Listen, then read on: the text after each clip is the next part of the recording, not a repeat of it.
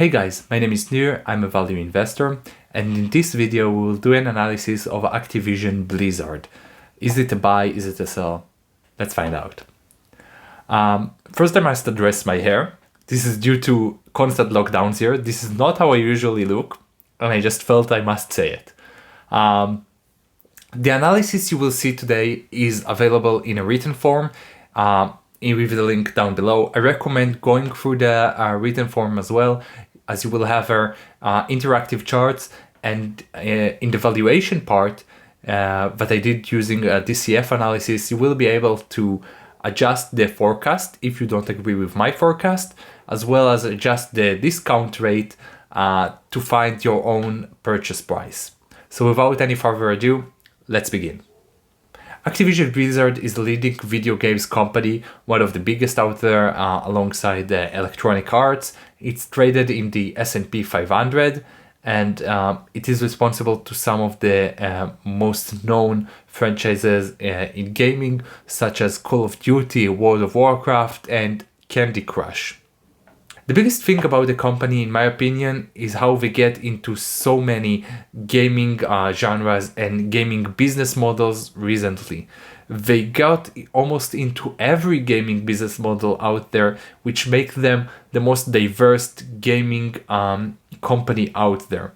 So if you believe you need diversifications in terms of business models within the gaming industry, for example, you want to have the free to play in all kind of things, the subscription based, the traditional sales, Activision Blizzard has it all. One important point is that Activision Blizzard seems not to be able to create a hit within a new genre or new business model. They only follow. So for example, within the battle royale genre, led by Fortnite and PUBG, for example, so they created recently Call of Duty Warzone. After the success of League of Legends, Blizzard created Heroes of the Storm. So it seems that Activision Blizzard lost the spark of innovation, but they are able to create great quality games within the genre existing, therefore making them slowly but surely the most diverse gaming company out there. So let's start with the business overview. Activision Blizzard is divided into three segments, which they also report divided in their filings. The segments are Activision, Blizzard, and King. The reason for the division is because Activision started as a standalone company, then buying out Blizzard, and after that in 2015 buying King.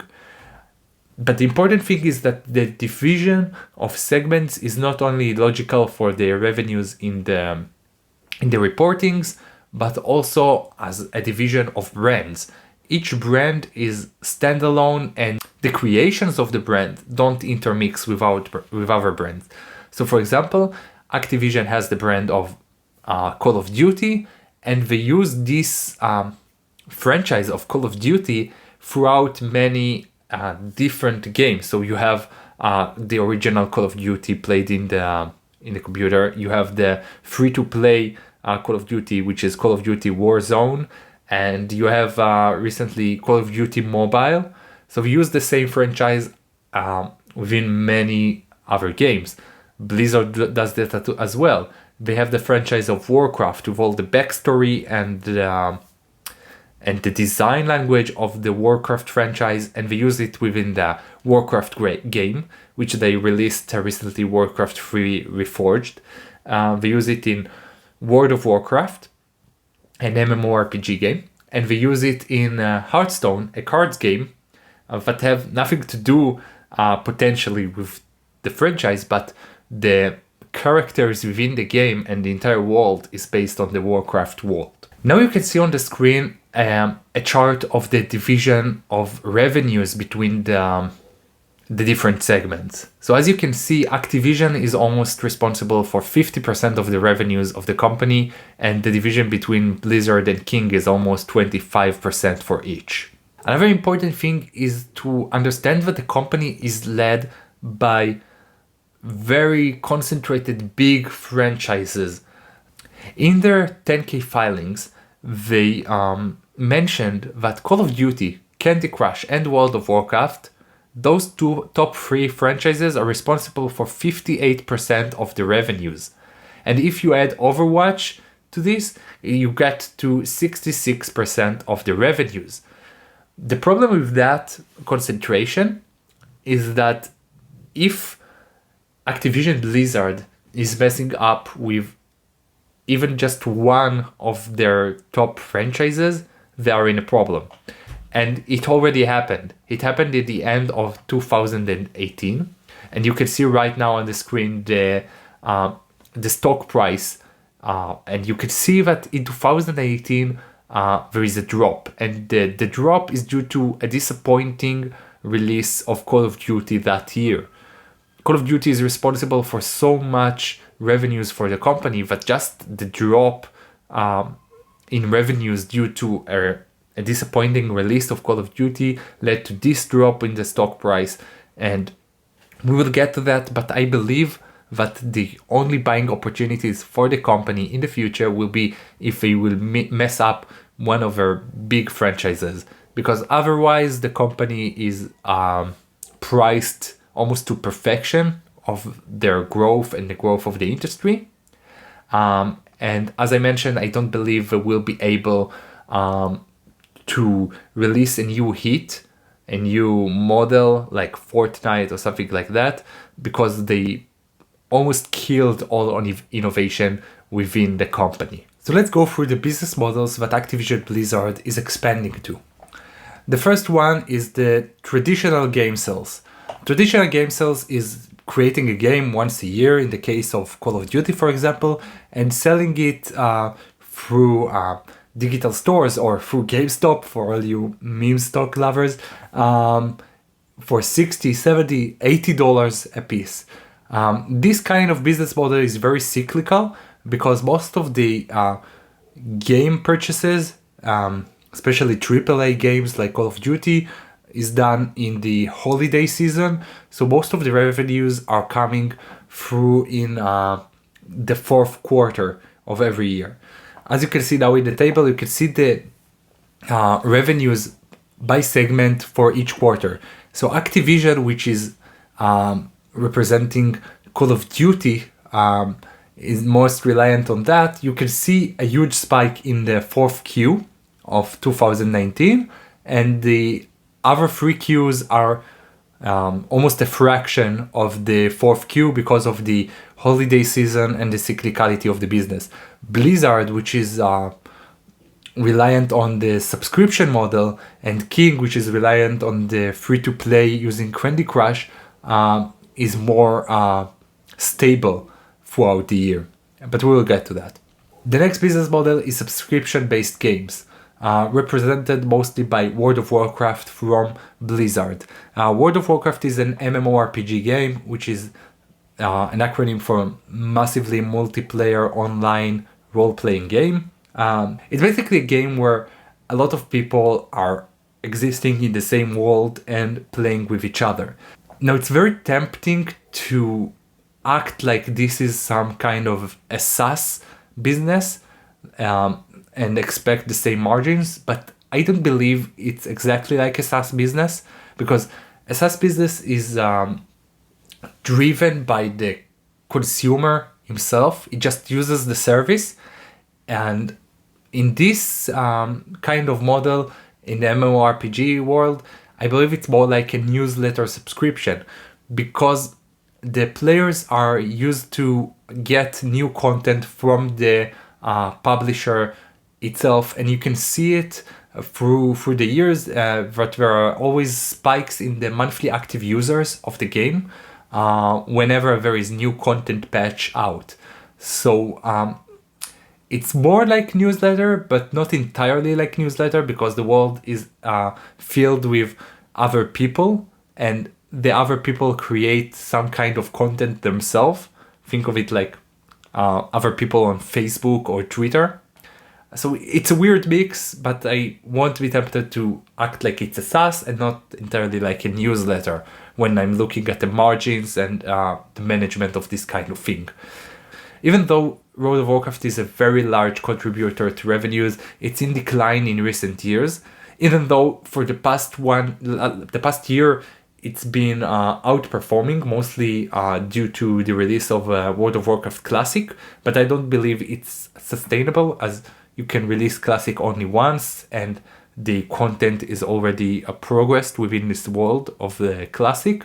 So all the nostalgic gamers coming in for Classic, it's done in the next few months, and it's yet to be seen how many of these Classic gamers Blizzard will be able to convert into the retail game. In recent reports, Blizzard is using vague language to show the progress in the monthly active users, the MAU, in the game, and that tells me that the numbers are not so good, as when they were good, they just showed us the numbers.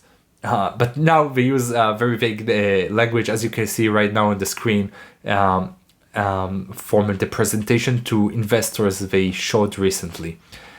And you can also look at the monthly active figures that I got out of the several reportings right now on the screen. So if you look at the Blizzard, you can see that in 2018 they started with 38 million monthly active users, and in 2020 they got down to just 30 million. So they are certainly not growing.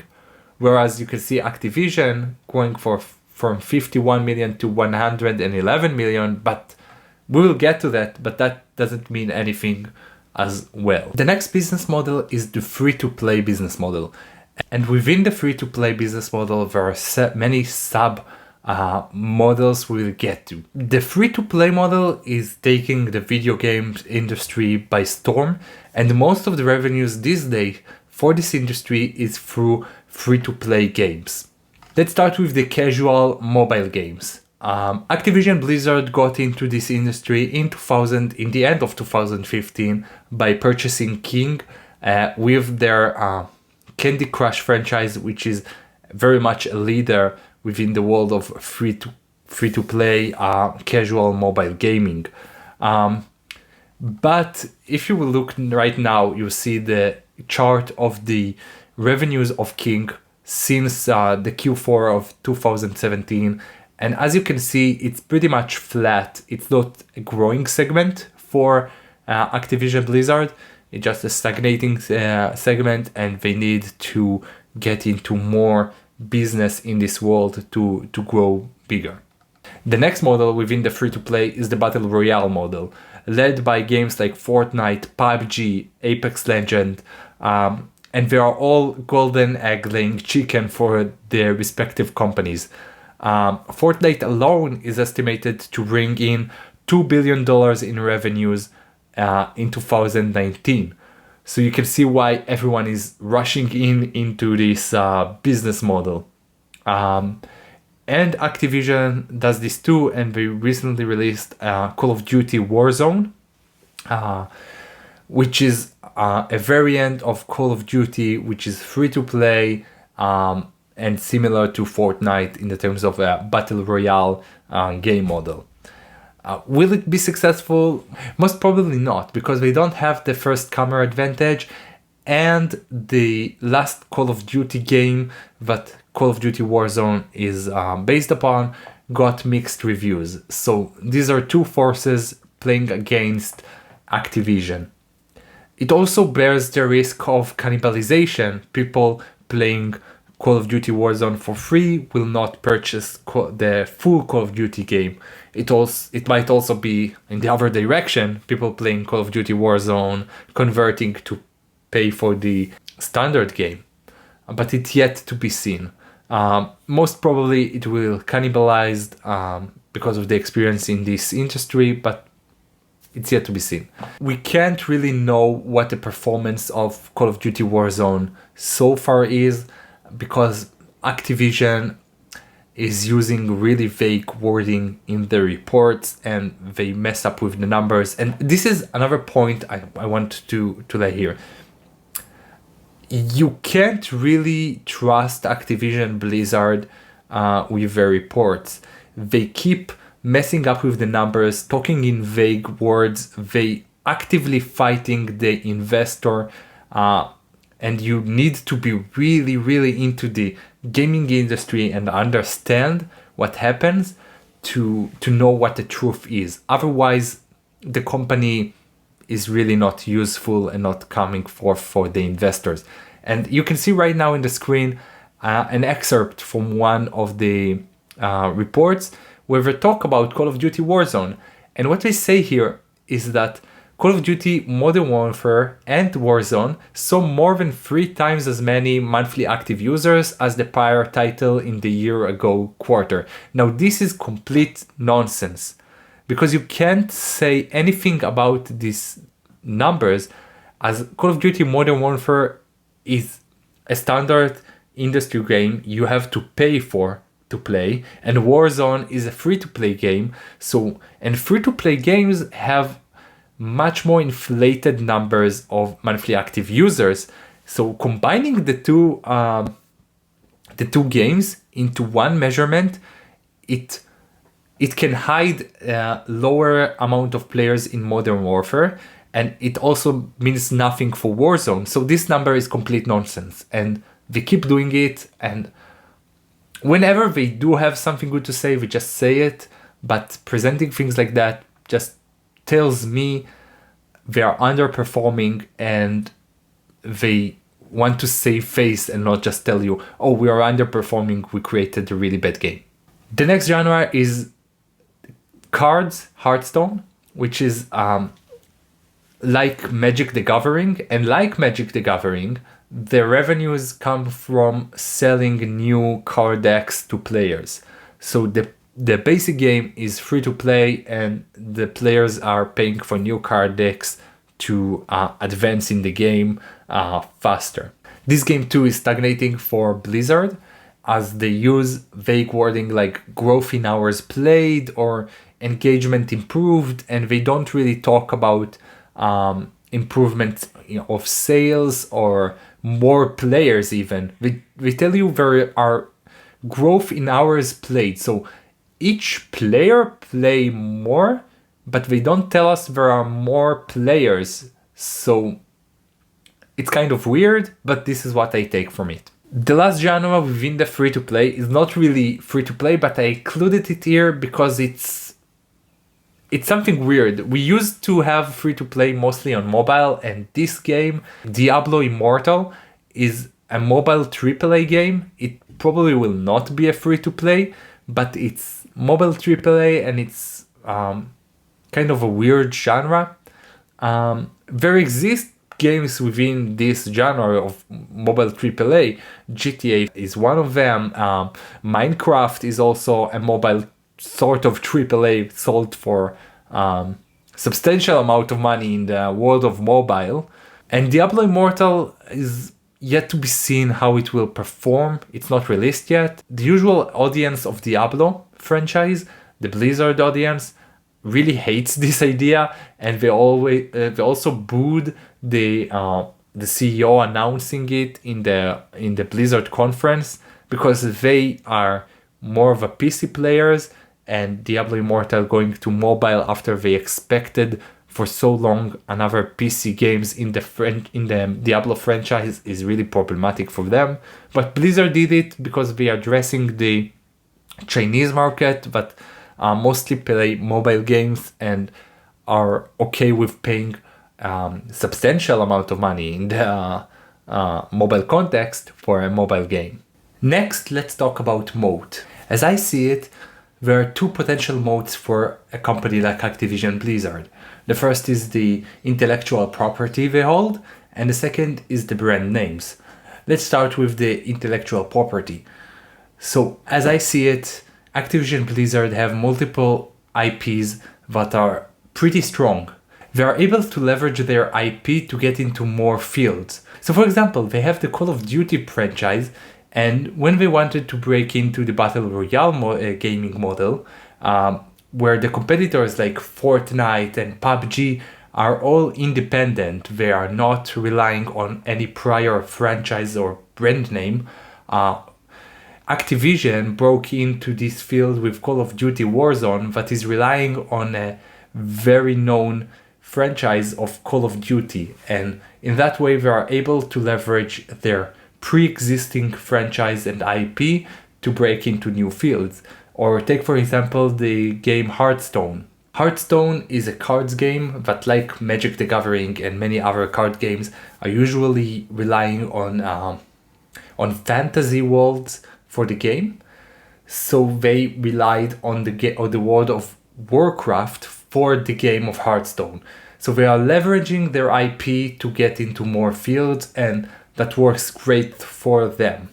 On top of that, the pre-existing strong IPs allow them to sell more copies even before the game is ready. So there is an amount of Call of Duty copies that will be sold regardless of what will happen with the game itself.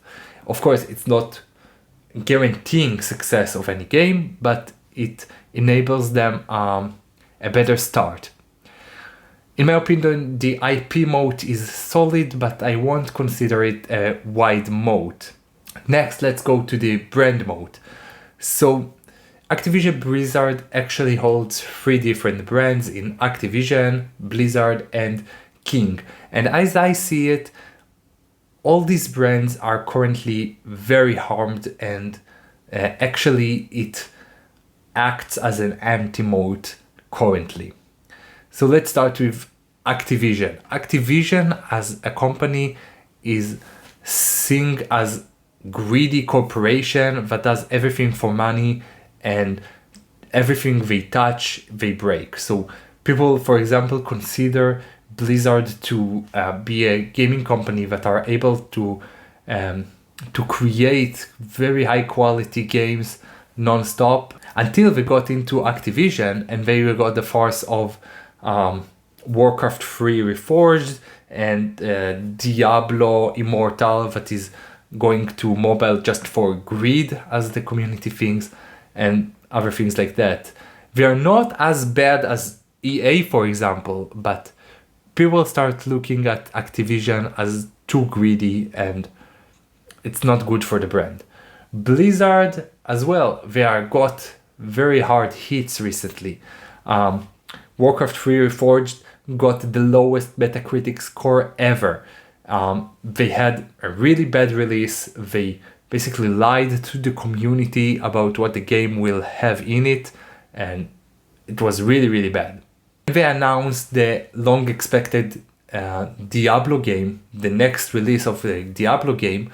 They actually decided to make it a mobile game, and they greeted by a lot of boos from the crowd in the BlizzCon. Is to be on mobile, both Android and iOS. We don't have any plans at the moment to do PC. Do you guys not have phones? Yeah, you guys all have phones, right? There is also the issue with BlizzCon controversy. A competitor in the Hearthstone competitive world that within a competition said he supports Hong Kong rise against China, and the response that Blizzard had to this event just devastating to the brand. Let's talk about King. King is seen as a company that is basically designed to create games that will make children take all the money of their parents on stupid mobile games. I'm sorry, but that's how it's seen. It's not a good brand as well. In total, I think the brand moat is non-existent for Activision Blizzard, and their brands are slowly getting to the point where it actually harms the company. It still have good merits. People think about Blizzard good things and about King, oh, they create great mobile games, but the total attitude toward the brand are actually getting more and more negative as time goes by. Now let's talk about management. As I see it, the management of Activision Blizzard have 2 roles. The first one is to instill a creative spirit in the employees and creating an inspiring workplace. creating video games is an art, and they need to create the space for the employees to create really creative art, and in order to break into new fields and create something new. The second role, as I see it, is to manage capital efficiently. That is, to know what games to invest in, and what companies to buy, like they bought King in 2015, what fields are worth it to get into. So let's explore these two things. Creating a creative and inspiring workplace. I think Activision Blizzard completely messed this thing up. Recent history, let's take the last 10, 15 years of Activision Blizzard. You can see so many examples of how they actively battling their employees. It almost look like they want their employees to be depressed and never to want to create something really inspiring. And I will just go through some examples. Going through everything is just gossip. I give you some examples to show you what I mean. In 2010, Activision fired the original creators of Call of Duty and got into ugly legal battle with them. Now, I take the freedom to express my opinion. I think the employees are on the right on this, and Activision refusing to pay more to them as creators of the most revenue generating franchise of the company is just, it makes no sense. And on top of that, they wanted to be more creative. They wanted to work on other projects other than Call of Duty, and Activision just didn't allow it. So it's mind-boggling to me, the actions of Activision in this case. Those guys, by the way, actually went and opened their own studio, and they now create games for EA. And they created Apex Legend, that is the direct competitor to Call of Duty Warzone, and they did it before Activision got into this field. So just to give you an idea of what this mismanagement can cause. In 2019, they laid off 800 employees, which is 8% of their employees, despite filing record high profits at this point. Now, this decision might be a sound decision financially, but it makes no sense to do it and treat your employees like that. You just take away every sense of safety the employees have, and you can't be creative if you don't feel safe. After the Hong Kong controversy that I mentioned before, the Blizzard employees walked out on protest, and that shows you what the employees within the company think about the management reaction to certain actions. And doing this is actually very harmful, because Blizzard have the corporate values of Blizzard, and one of the corporate values is every voice matters. Now, this controversy about Hong Kong, it's just proving that it's complete. I won't say the word not to get demonetized, but you know what I think of it. If that's one of the corporate values, every voice matters, act like this. If you don't act like this, you're just a soulless corporate, and I can't see why the employees will work hard for you. In 2019, they decided to cut funding for any project that is not among their flagship projects. And if the previous examples didn't persuade you, they killed every chance for innovation. This one absolutely kills any chance for serendipitous innovation. In 2019, Bungie Studios parted way with their Destiny franchise, and Destiny franchise was very profitable for Activision Blizzard. And the fact that Activision Blizzard management got into rocky relationship with Bungie Studio and they lost this franchise is just an amazing underperformance of the management to do such thing. Now, there are many other examples of poor management and poor culture management and talent management, but these points are, in my opinion, enough to show you they can't really manage a people's company. And therefore, I don't expect that Activision Blizzard will get on with the next big hit.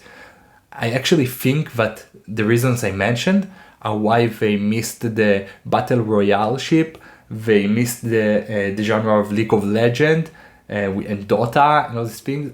They just don't instill trust in their employees, and they don't create a creative environment for them. Next, let's talk about managing capital efficiently. At least on this side, I think that Activision Blizzard is managing capital very efficiently and very to the point.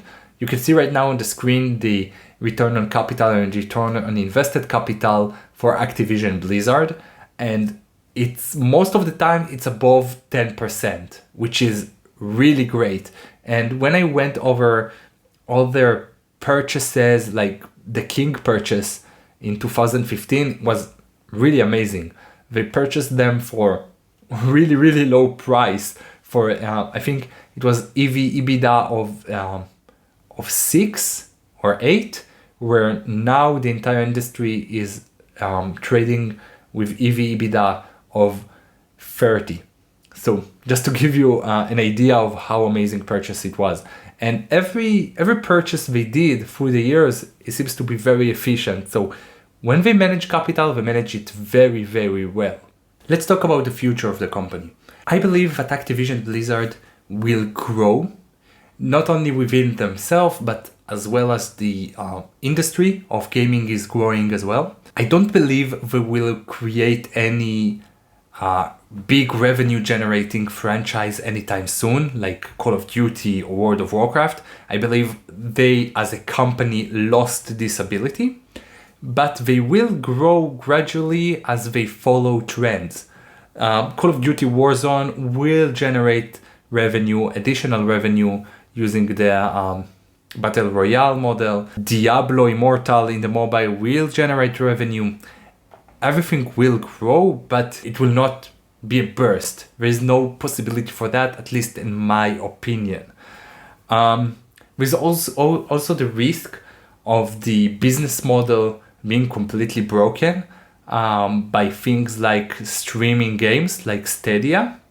But I believe that if that will come to be, we will be able to see it ahead of time. As companies like Activision Blizzard is strong enough to keep selling their games within their platforms and not yielding to the terms of platforms like Stadia.